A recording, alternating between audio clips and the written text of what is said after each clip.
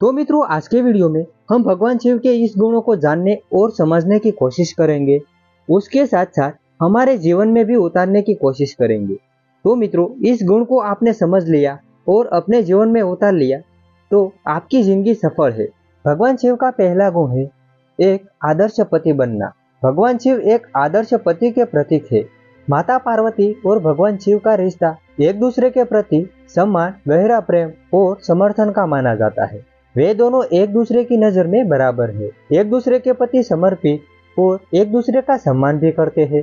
भक्तों के लिए भगवान शिव का यह गुण इस बात पर प्रकाश डालता है कि प्रेम, सम्मान और दयालुता पर आधारित रिश्ता बनाना कितना महत्वपूर्ण है। तो मित्रों, आप इस गुण को समझकर भगवान शिव की तरह अपने जीवन में उतारने की कोशिश करें।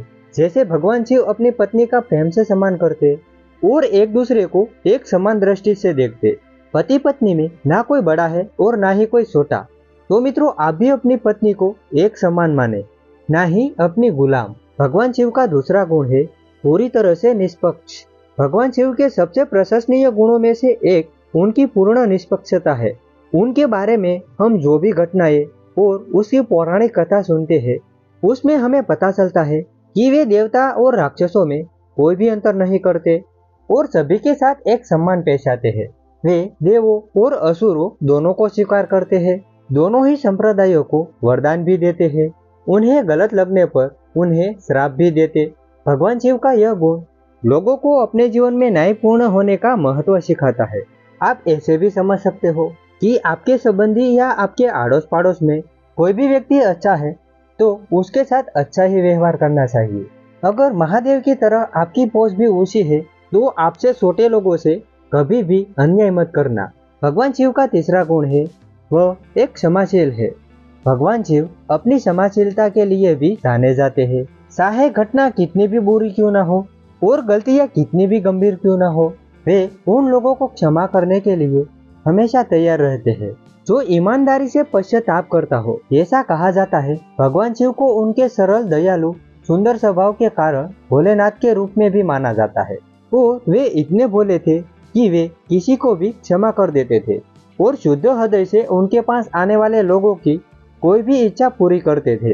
अगर भगवान शिव उन राक्षसों को भी क्षमा करने के लिए तैयार है जिन्होंने महान महान पाप किए हैं, लेकिन खुद को सुधारने के लिए तैयार भी है, तो मित्रों, आप भी भगवान शिव के इस गुण को समझकर आप अपने जीवन में उतार सकते हो।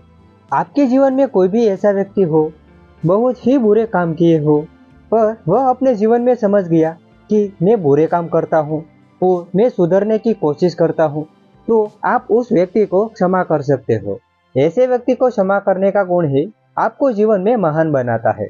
भगवान शिव का चौथा गुण है वह सभी प्रकार की इच्छाओं से ऊपर है।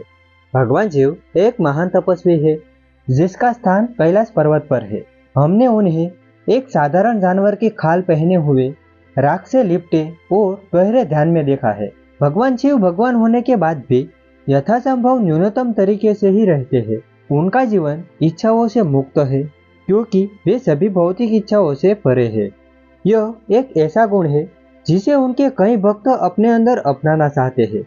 ऐसी दुनिया में जहाँ सबसे अच्छा और सबसे बुरा हमें एक सेकंड और एक क्लिक से प्राप्त होता है। तो मित्रों, भगवान शिव के इस गुण को ध्यान से समझने की कोशिश करो।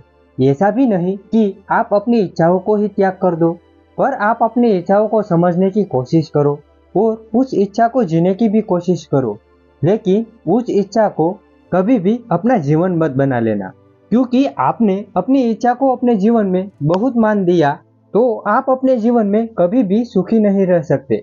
इच्छा को सिर्फ इच्छा समझकर पूरी करो, ना कि उसे जीवन समझने की कोशिश करो। तो मित्रों, इन गुणों में से आप कौन से गुण को समझते हो और आज के जीवन में उसे उपयोग करते हो, आप कमेंट सेक्शन में बता सकते हो। आप सबको हमारी तरफ से राधे कृष्णा।